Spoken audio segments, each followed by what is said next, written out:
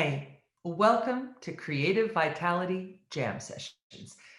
Here we have intimate conversations with extraordinary dance and theater artists about reimagining creativity and supporting and building community. CVJS and I walk in solidarity and as allies for equality, justice, and respect because Black Lives Matter. And please get out there and vote. I'm Helen Pickett, and today's guest is Allison DeBona. She is a first soloist with Ballet West, and Alice and I have known each other since 2010. Hey, Allison, welcome. Thank you. Good morning. Good morning. It's so good to see you. Same. It's been how many? 4 years? No. Maybe 3. I mean, we've known each other since 2010. Yeah. So maybe 3 or 4 years. Yeah, it's been a while. Yeah, I know. It's crazy. I know. Fast. I know. Well, a first question for everybody. What part of the world are you in? I'm in Salt Lake City, Utah. And right now. You're working again, right? At Ballet West? Yeah, Ballet West is back. We're in rehearsals, have been for about a month now. Right. And we are meant to perform next week, open next week with a triple bill. We're all just kind of like, we're working as if we are very limited capacity seating, like not even a fifth, I think less. But Adam has definitely been dedicated to the idea of just trying to perform no matter what the situation is. So yeah, and everything's tailored around, household couples, small groups. We're in pods. We had enough household couples to do 9 Sinatra songs. Great. But it's cool to see, people are getting opportunities that they may not have had otherwise. So it's really cool to see that. That is cool.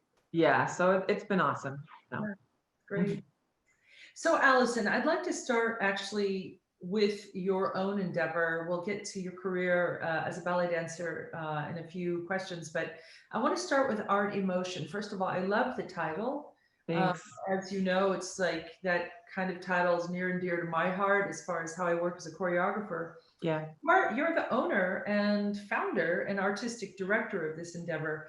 What spurred you on to create artÉmotion? Can you describe its platform and who you want to reach? Yeah. So maybe some people know this, maybe some people don't, but Ballet West did Breaking Pointe, the TV show. And so it had given me so many opportunities to travel around the country teaching. And what the show did was it opened ballet up to, a group of individuals that maybe weren't involved in it to begin with. But people that were, once they did get involved, were very passionate about it. So then I started hearing like, I don't have the right body type. I haven't been dancing long enough, this, that, and the other. And these were babies. Like, and when I'm talking babies, I'm saying like, you were hearing it from parents of 12-year-olds, 13-year-olds, and all this stuff. And I was like, what's happening? Yeah. So I just said, let's open up a school in the summers when we're off and try to get kids involved who may feel like they don't belong. So it kind of started like that. So the name artÉmotion is a kind of a play on words, like you kind of just said, but the idea that the focus is less, not that it's less, we focus very much on technique, but what we do is try to approach it in a way that it's art first. Yeah. So the very first thing we do is we ask the kids in the room, like, who wants to be a ballerina? And, everybody raises their hand, all 100 kids in the summer. And so, me, I'm so open and honest. I said, okay, guys, good answer. That's the answer you think I want. I said, what's the truth? So it's okay to not know or to not want to be a dancer. So then, you get the hands down. So we already have like some sort of understanding. And so I say, it's not about that. It's about the discipline, the friendships, how to respect yourself, how to respect other people. Anything you learn here will make you better at anything you do. And then all of a sudden you see just this, everybody in the room like improve because all those inhibitions are gone and they don't feel like they're the underdog. So that's sort of like what we do. A huge focus on acting. So all of our summer intensives have acting classes just as important as the ballet. So that's sort of where we're at. I mean, we're not full time because we're still dancing. That's something I'd love to see in the future. So we just do summer programs. But really we want to just, you can't tell a 12-year-old what they're going to be when they grow up. You can't tell them what their bodies are going to look like when they grow up. We're never going to be those people. So we want to kind of be the wedge that says like, okay, here's the door for you. And it's up to you. So. Well, and you're also planting the seeds that they are in charge of their lives, and Yeah. you're saying a yes to them, Mhm. you know, which is, we both know how important that is as It artists. is. Yeah. You know? I mean, you did that for me, but never doubt I love. You know, I mean, it only takes one person to see something a little different or to give you an opportunity to maybe see what's in. You can see when a kid that's passionate, just how they look when they pick up a combination. And sometimes you see an artist already deciding, like, I'm not just going to do this tendu combination, I'm going to do this. And maybe it's not perfect technique, but you can teach them that. You can't teach that special thing that you see in a room. And so I'm never going to like look at an audition and say, well, they don't have feet, they don't get in. It's like, no, like, you know, I mean, there's room for, there's a place for that, Helen. And I, you know, like, that's a whole other conversation. If people want to operate their schools and their businesses that way, that's their prerogative. I just feel like there needs to be a place too for nurturing. Absolutely. But, you know, and I also believe you can teach courage, or I believe that, but I also believe that courage resides in every human being. Yeah. And that's something, you know, I saw with you, I saw a rebel, I saw a really highly intelligent woman. I saw the courage and I saw the will. And when you, like you said, you're an educator, you're an artistic director now of your own. When you see those facets in human being, and I really believe that they're in every human being. Yeah. It's like you said, the other, let's say, quintessential ballet aspects physically, they fall away. I mean, you know me too. Like, I would rather cast someone that's like ready, you know, and perhaps needs a little more form. Yeah. You know, and so that's what I hear you saying. Yeah. And also, when it comes to learning technique, at least for me, it requires a certain headspace and discipline where if you don't have the kid in that headspace, even if if you see that they have the physical ability to get there, they're not going to want to get there anyway. Right. And so, you know, if you get them inspired, then they want to learn and then they improve. And I think anyone can improve. And also, I mean, the reality of it is, even if you're the best school in the world, like say you're the Paris Opera, if you have 30 kids in the room, you may not have 30 ballet dancers anyway at the end of the road. So, you know, I'm having a lot of fun. Rex is having a lot of fun. Rex gets to choreograph often. We get to hire our friends who don't have jobs in the summers. Like, that's the other part of it too. I like to work. I'm a workaholic, and it's hard when we have these layoffs. So instead of me going and finding jobs now, I have my own job. I'm creating jobs for my friends. They have steady incomes in the summer now. I mean, they know how many weeks I'm going to hire them, and we pay competitively because I want to set the tone of just I'm tired of people talking about, you know, artists are disrespected and this, that, and the other, but because we love what we do so much, we still do it for free. I never allow that. We pay a high rate for even if it's hard on me, I do it. I don't know. I'm not the only one that feels this way, but I just feel like I have to do what I say I'm going to do, and that's what I think artÉmotion is, and it's still growing and changing. So we'll see. Of course. Beautiful. Yeah. Beautiful. I read, and this is a curiosity question from my side. I read that you got a Bachelor of Science from Indiana University. So did you have other plans for your life besides dance? And how has this degree informed your life? So, the rebel thing. I actually didn't dance from 8th grade until 11th grade. I decided I was just going to be on drill team and be a cheerleader and go to football games and all that stuff. So the most formative years of the body for a girl, I just decided to, not dance. So when I went back, I felt like I was really behind, and my mom was like, you need to go to college. And so I was like, okay, I'll go to college. So that's how I ended up in Indiana. But I also love journalism. So I actually was a dual major for 2 years until all of the journalism classes were during the day when we had ballet. But because I was a ballet major, because I had gotten scholarship, I had to go that route. So I dropped that. But I still wasn't sure I wanted to be a dancer even then. I don't know.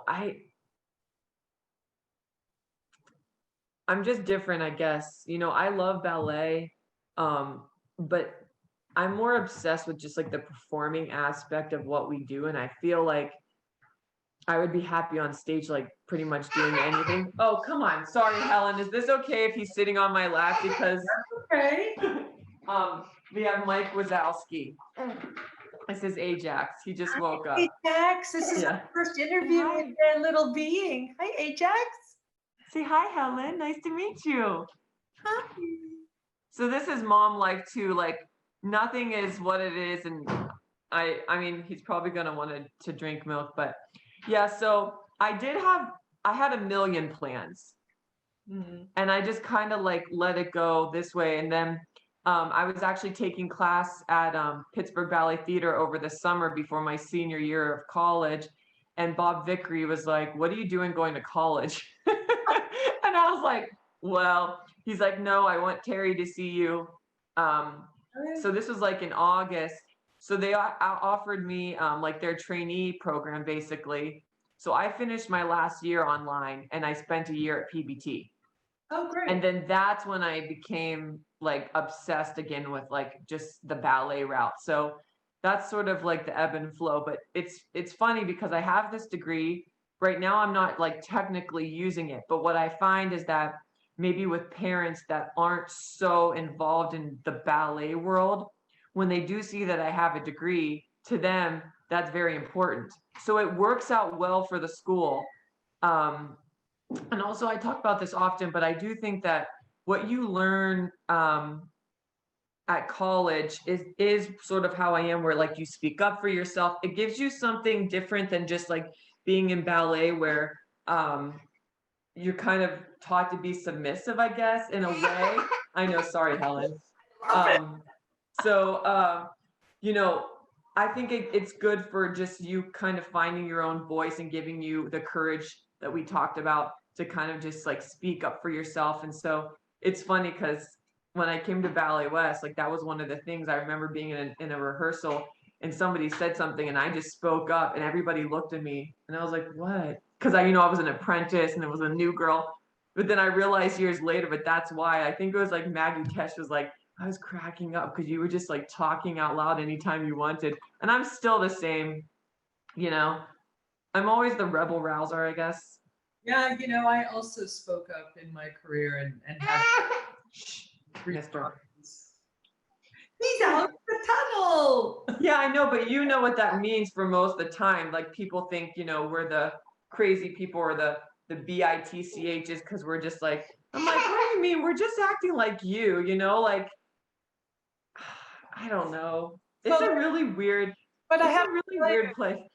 Allison, it also goes back to, you spelled it out, but it goes back to how many names women are given if they are assertive, or it's that double standard. But the more women who are like that, and the more people see that, yes, we are assertive and we're also kind and we're also nurturing and we're also smart and we can also do anything, it's about the presence.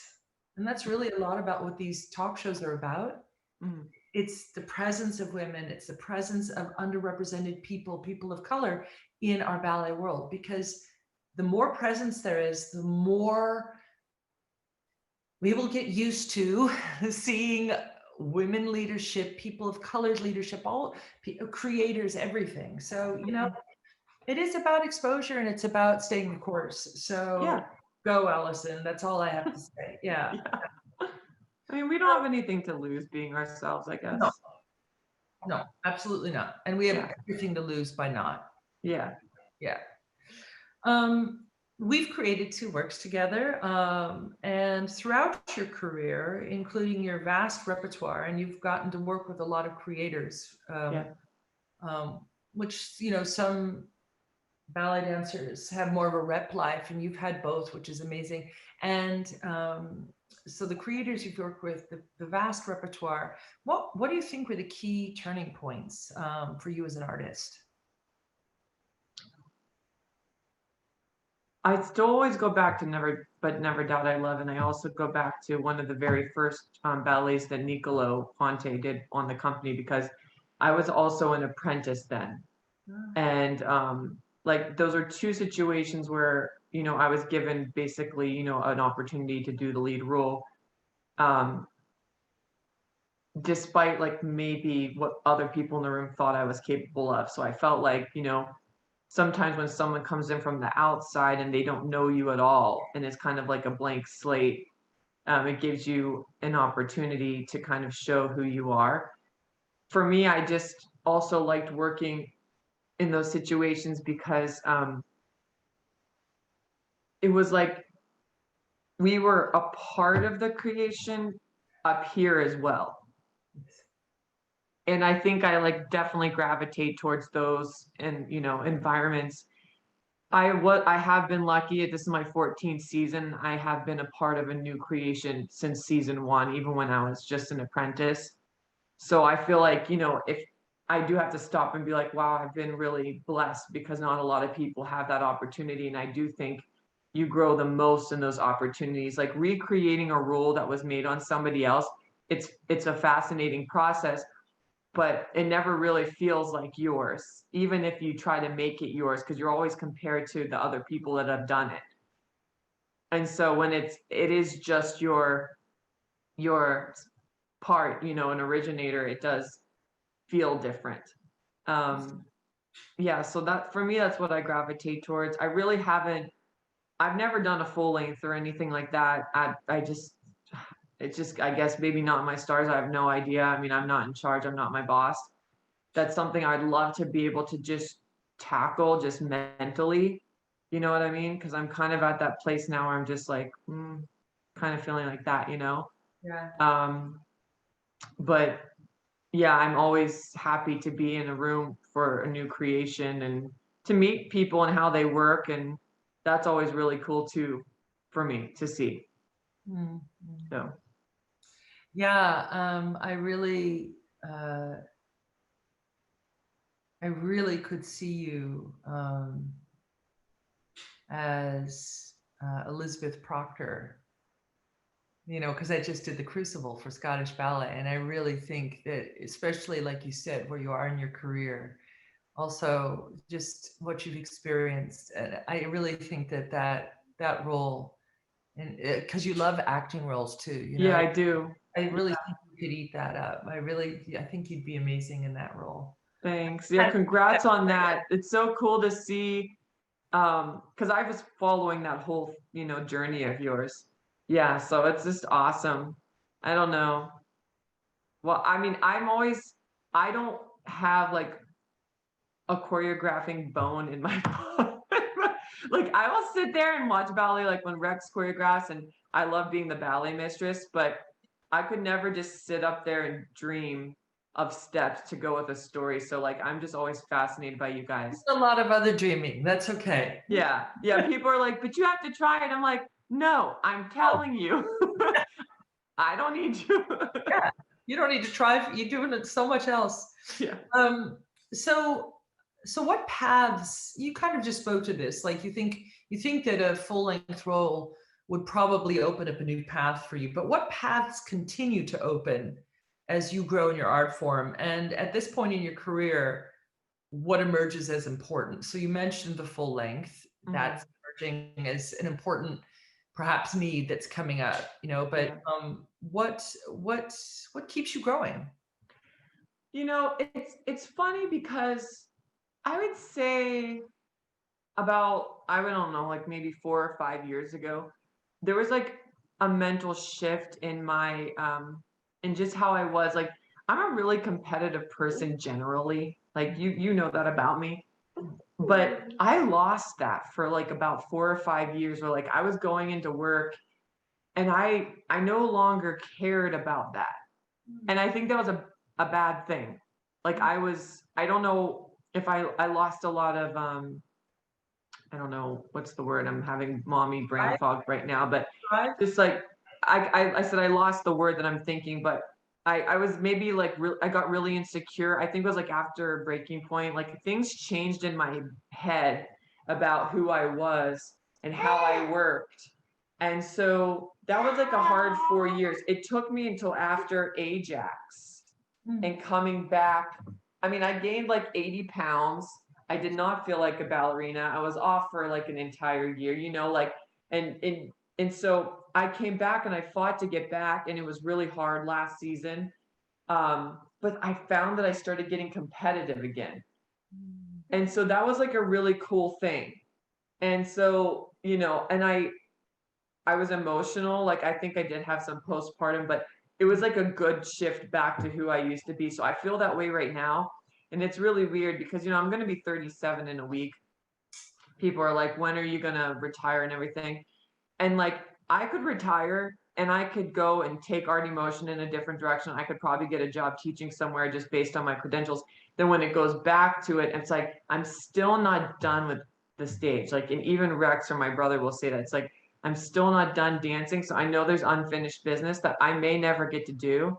Like with the full length, it's mostly like just the mental part of it. Like, could I do that? You know? Well, And I've never been able to just sit in one character for like a long amount of time. I'm usually like doing multiple roles and everything. I just would love to see how that goes.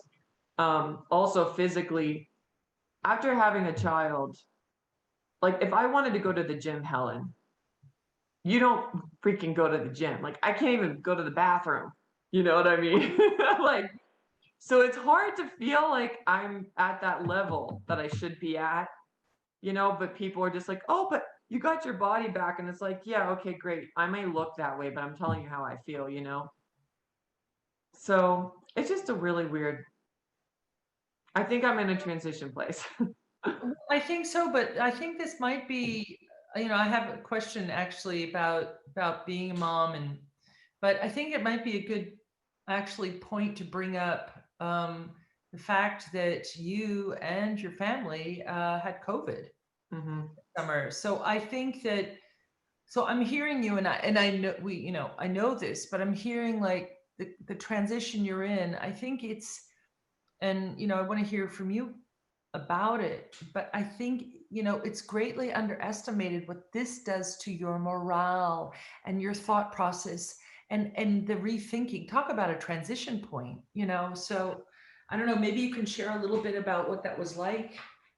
Yeah, well, I mean, we can go back to even, you know, when this all started in March. Like, Ballet West was pretty much scattered because we were on tour. So like, I was in Minneapolis doing Jewels.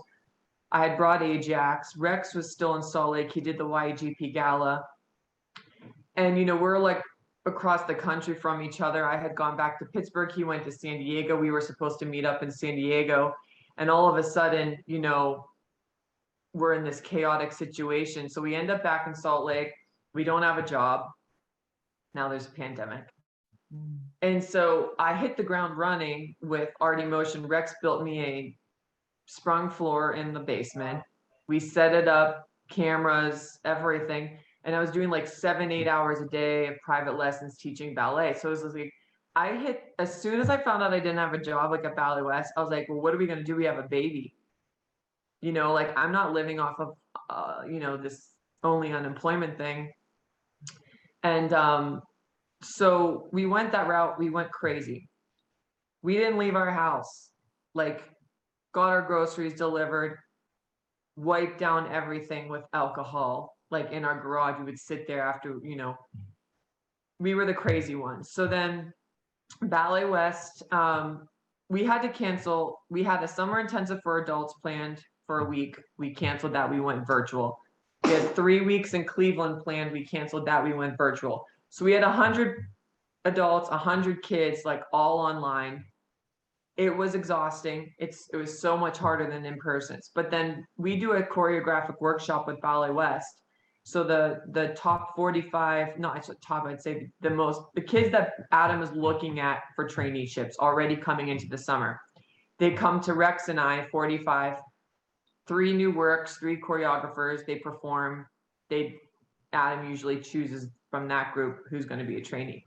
So Ballet West is like, we're going to go in person. And I was like, so afraid. I hadn't left my house, but we signed a contract.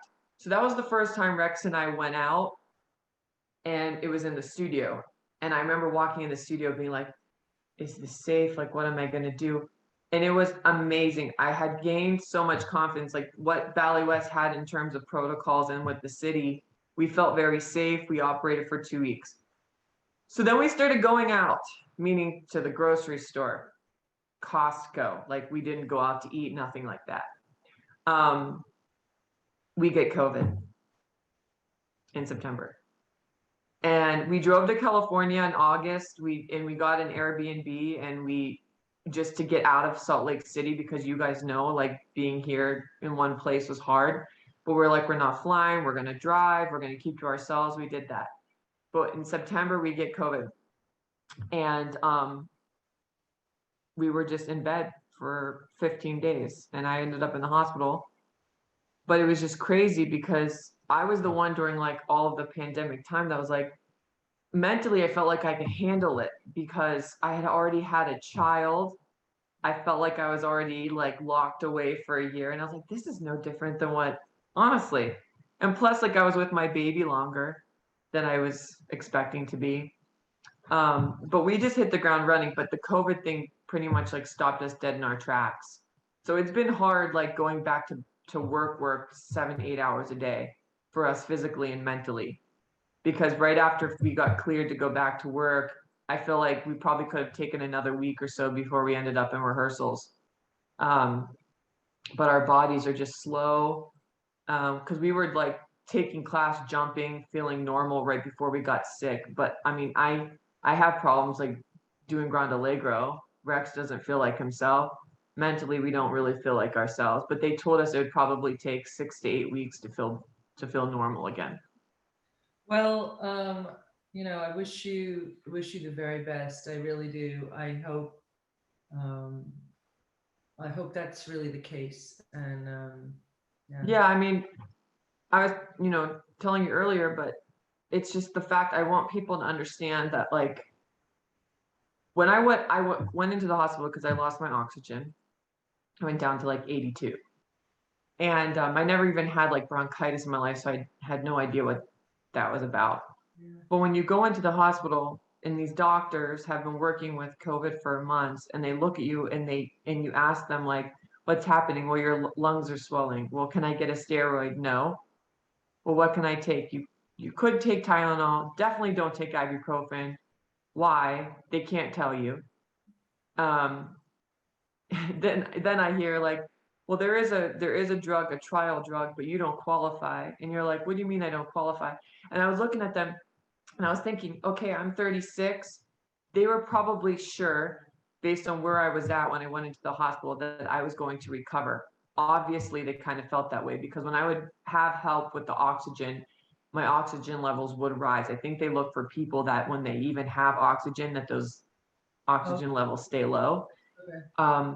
But I was getting blood thinners in my stomach because most people are dying of blood clots and heart attacks.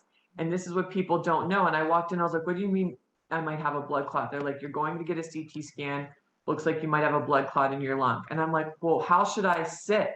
Like, I'm 36. I'm like thinking, well, do I sit up? Do I lay down? They're like, you're fine for now. And you're like, you can die like that with, so I was, flipping out. Is my son going to get sicker? He could. Could I get sicker? You could. You could also get better. Like, they know nothing. So when people are sitting online, on Facebook, that we all get obsessed with being like, this is just the flu, I want to look at you and be like, no, I'm sorry. That is so uneducated. Well, I Like, think that's the important thing, what you just said. It's not the flu. no. Yeah. And it's what happens next. Like, we're athletes. We work at high intensities, like 10 hours a day of dancing. And they can't tell me what's going to happen with my body. And I was at the cardiologist last week because none of my EKGs were coming back normal. And so, that's terrifying. So even when the doctor said to me, like, you don't qualify, or I asked for oxygen to go home with, and they said no. They said you should be fine. I was like, well, look, in a week, I'm going back to dancing like high intensity. So in a mask. But they couldn't understand that because they just thought I'm like a normal person, just like going about my business. I was like, I have to be able to work. What if I can't breathe? But Ballet West, like, we went in and we just said to Adam, we're going to do our best for right now. And that was really hard because, like, as soon as I got there, I wanted to work, and, Rex wanted to work, but our bodies just, we're finally feeling better. Oh, you love yourself. He loves himself. Oh, Ajax. Ajax has emerged. Yeah. Oh. He's getting more teethies. He's getting, yeah. Well, actually, thank you for sharing. It's a personal thing, so thank you for sharing about COVID. Of course. So, about little Ajax, having a kid keeps you in a state of reimagining. So this little guy must have shifted your perspective quite a bit, and you've spoken about that already in the interview. But so he's right here. Do you have anything to add to that? Yeah, I mean, ballet is so selfish. Self-consuming. For like, as an individual, and you don't even realize it until this comes along. You don't even realize really how much time and energy we just spend on ourselves, like 24 hours a day. When you can't do that, it makes you really have to get creative with how you physically, but mostly mentally, approach the work. Because, before Sugar Plum, last December, we don't have a babysitter. He's in my dressing room, and he's only a year old, and I'm sitting there warming up with my son, but I'm not doing plies. I'm just jumping around. And, like, any other time I would have been a nervous wreck going insane. And I was just like, you know what? This is just how it is. And instead of getting caught up on, like, the situation that's not perfect, you're like, no, this is what you have to do now. Because Rex is in the other room, like, opposite cast of me. Sorry. He's climbing. So that for me is the hardest part. Like, not being able to go to the gym when I want to, not going to cryotherapy when I'm in pain. Like, even when you are in pain, like when he was a baby, I wasn't taking anything to help me get through it, like coming back after a year off. You kind of have to weather through because I'm breastfeeding, obviously, still. So it just puts a lot of things into perspective. I do have more fun on stage. And I don't know, Helen, it's just so crazy having a kid, especially someone like me who, like, never imagined it for myself. You know what I mean? Then all of a sudden, it's just everything is about them and it's not about you. And I think that's why I'm still dancing. There's, like, a part of me that wonders, like, because people say once you are done breastfeeding, you feel like yourself again, which, like, Rex even says dancing with me, because he didn't dance with me last year. But, like, he says, like, my shoulders and, like, my wrists and my elbows just feel like they're popping out of place. But I don't feel that. But when you're breastfeeding, you, even this long in, yeah, you're just more flexible, like my hips, all these things. So you don't feel as fast or as strong, you know? So there's a part of me that's like, I have to be done breastfeeding and then dance and see how that feels. You know what I mean? But yeah, but he definitely keeps things crazy. And then also just, you know, just it turns into a job though, too, because you're like, I have to provide, which is also a very strange place to be because, you know, like being a dancer, at least for me, never felt like a job. Like it was just what I like to do. But now all of a sudden I'm worried more about like healthcare and 401k and how many weeks we work. Yeah. You know what I mean? You have a little being to care for. Yeah. So that's also really crazy. Yeah. So well, it's a full life. it's a full, yeah. Yeah. I know. I feel like that guy on I don't know if he was a politician. Remember that BBC like interview where that guy is like at his home, like doing an interview like we are, and then his wife and kids come barging in and she's like crawling to get to them. Like that's me these days. And at the beginning of quarantine, I used to be so worried about this perfect situation. Look at me now, I'm like breastfeeding, I'm running around. I'm like, listen, you guys have to understand this is just how it is. Yeah. You know? I think it's also good for people to see because you do have a kid, you do have a professional life. This is really good for people to see. Yeah. And also like having a husband who does the same thing, Helen, like that is really hard too, because the day Ajax was born, he was born at 1:30 or 1:15 in the morning. This Adam texts Rex at 8 a.m. that morning. And he's like, Rex, I hate to do this, but can you come into work today?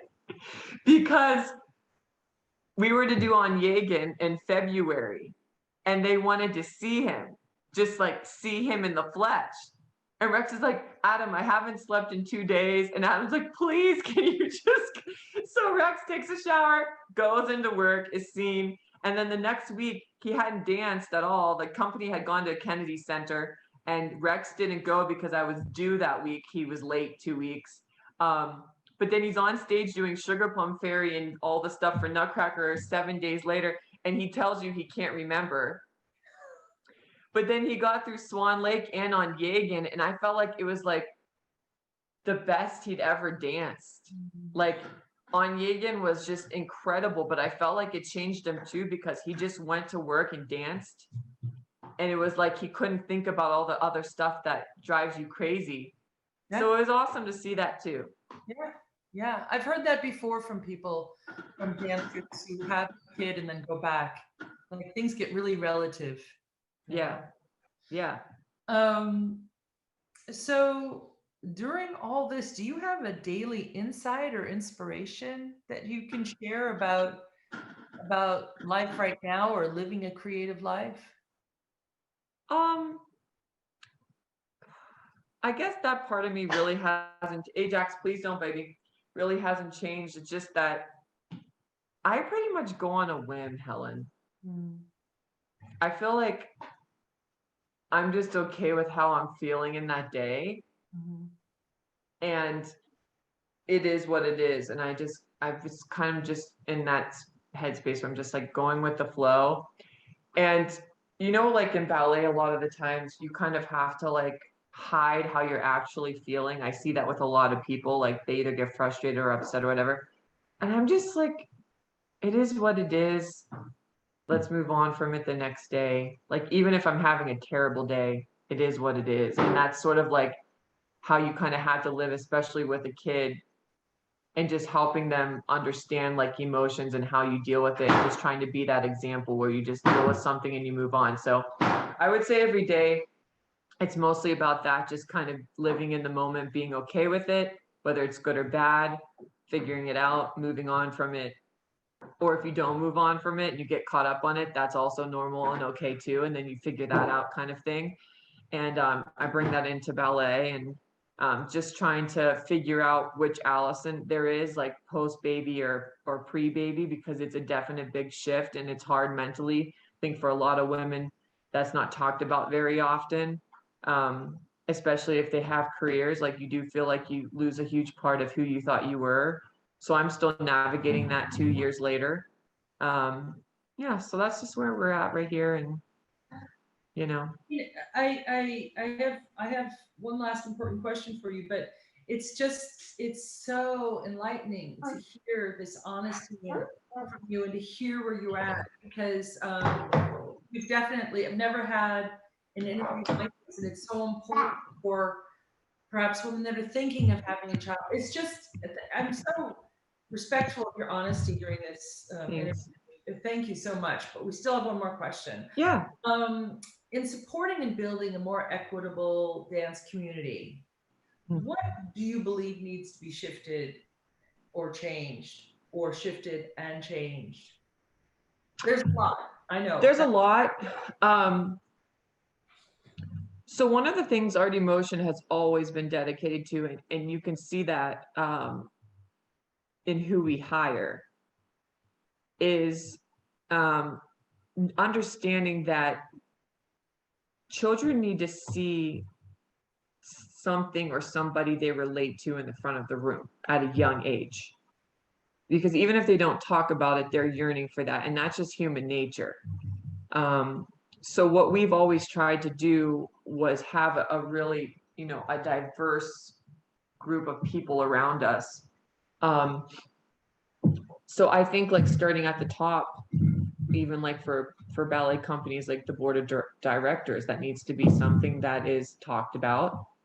And you know, it's hard to do. It's going to take a lot of time, at least for the major shift in our world. But for artÉmotion, we've really tried to do that. And it's funny because obviously we know, you know, the huge movement of Black Lives Matter and what that stands for.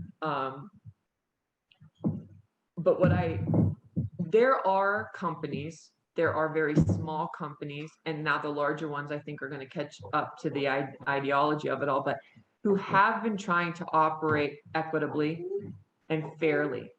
And our world is just so caught up on these huge organizations that they don't always dig deep to see all these other things and these people that are trying to do this. I think the younger generation of directors understand that.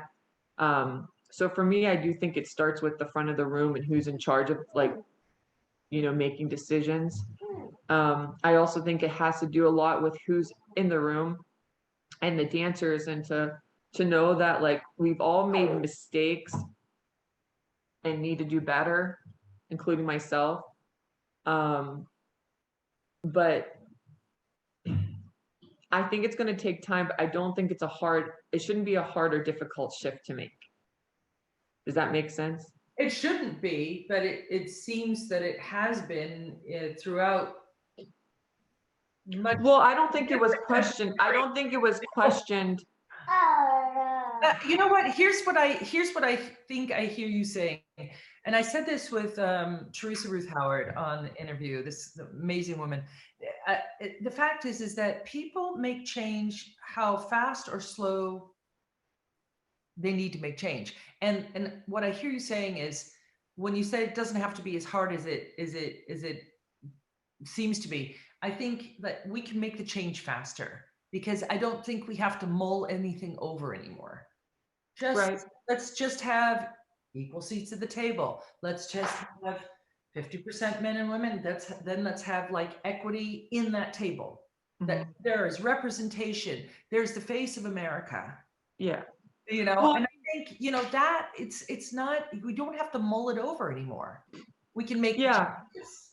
Yeah, I think we all have to acknowledge, not everybody is in a headspace that's thinking about other people. Yeah. And you almost can't fault somebody for only thinking of themselves. It does take conversation. It takes education for a lot of people. Maybe not, they haven't seen what some other people have seen. Like, you can look at anything and say, well, this, and this. Okay, well, literally though, at this point, that is, like, gone. Unless you're living in a hole, quite literally, without any social media or anything, you can't act like you're not privy to what's happening. So we have to start there, just kind of acknowledge it. And I do think it's not just having a diverse group of people in terms of how they look.